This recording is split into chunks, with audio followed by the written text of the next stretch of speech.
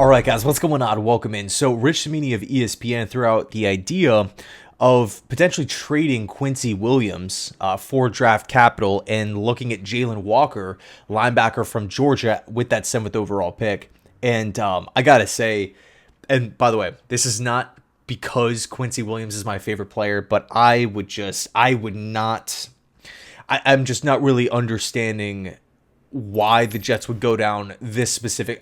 The Jets can go in a myriad of different directions, right? Tyler Warren early, address right tackle late. We can go with Membu at spot number 7. We can look to trade down.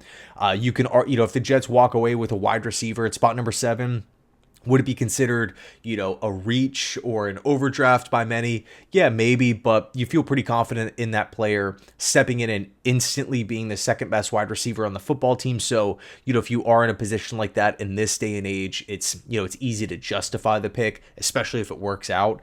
And also too that the draft isn't a perfect science, but man, when it comes to Jalon Walker as a prospect, I freaking love him. I love Jaylen. I mean, he pops off the screen. He's flying around the football field. He's kind of like Milroe with Alabama, where he's playing at a top tier school, playing against top tier competition, but somehow he looks like he's playing in a different gear than everyone else. Like that it's just crazy, right? He attacks the quarterback. He has natural edge skills, even though he's, more so that stand-up linebacker. That's where Georgia has played him. And then in his time with the, Kirby Smart in that defense, allowing him to rush the passer, he's been really, really effective. So I really like Jalon Walker as a prospect, but I think he's maybe more tailored towards a 3-4 style of system. Hence why I think a lot of people mock him to the Carolina Panthers, because that defense with Avero makes so much sense for Walker. Also, they need linebacker. They need some help off the edge. Jalon Walker to Carolina makes so much sense. You can argue New Orleans, right, with Brandon Staley coming in, swapping over that defense around.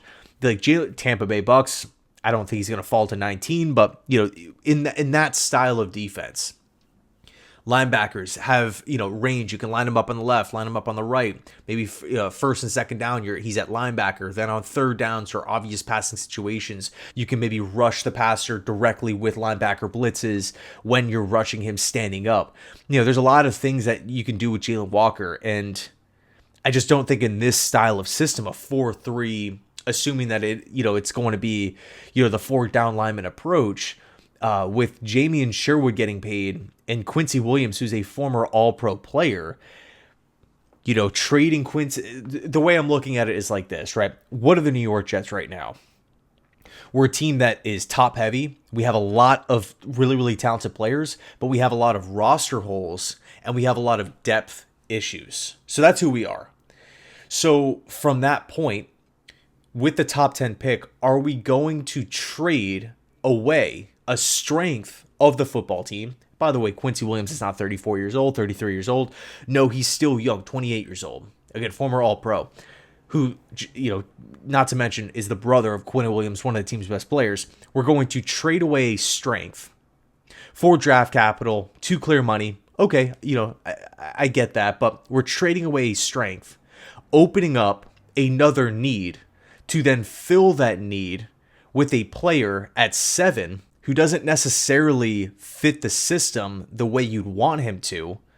And we're walking away from that 7th overall pick saying, okay, well, we still really need a right tackle. We still really need a defensive tackle. We still really need a tight end. We still need help at wide receiver. We still need a strong... Like that to me, I'm not really the Jets, in my opinion, should not be trading away strengths of their roster, opening up more holes on the team. And again, Jalon Walker's fit in this style of defense, right? Let's just play the hypothetical out. We have Sherwood in the middle, and then we have Walker lining up next to Sherwood with the occasional, blitz packages for Jalon Walker. It's just, I just don't feel like it's a natural fit, because unless you want to do a lot, you're a heavy blitzing linebacker team, then I somewhat understand it, but I mean, if we have the need, if we have the position already filled with a good player who wants to be, who plays hard, kind of embodies everything that Darren Muji and Aaron Glenn have been talking about up to this point, someone who doesn't quit on their team, someone who doesn't, throw players under the bus. I mean, he was one of the only bright spots on the team from a year ago.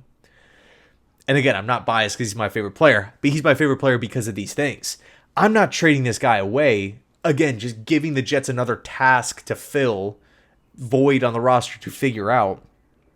And also, too, as much as I like Jalon Walker as a prospect, it's not a guarantee that he's going to come in and play to the level of a Quincy Williams. So for me, I'm just not. This to me just feels a little unnecessary. Just go with a right tackle or a tight end, or there's numerous positions, numerous players that the Jets can target. Just go down that route as opposed to maybe trying to outsmart it. Oh, we could save a couple million here. We can add a late round pick with Quincy. I think that's just getting a little too cute for me. But anyway, let me know your thoughts down below. Thanks so much for watching, and as always, go Jets.